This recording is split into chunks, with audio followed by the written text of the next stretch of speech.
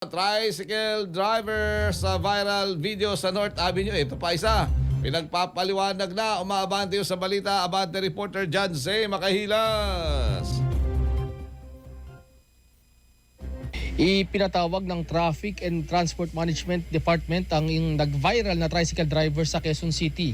Naganap ang insidente noong Enero 17 ng nakaraang linggo sa North Avenue na tapat ng isang malaking mall sa lungsod. Sa investigasyon at sa kuha na rin ng cellphone video, nagkaroon ng komprontasyon sa pagitan ng tricycle driver at nagmamaneho ng kotse.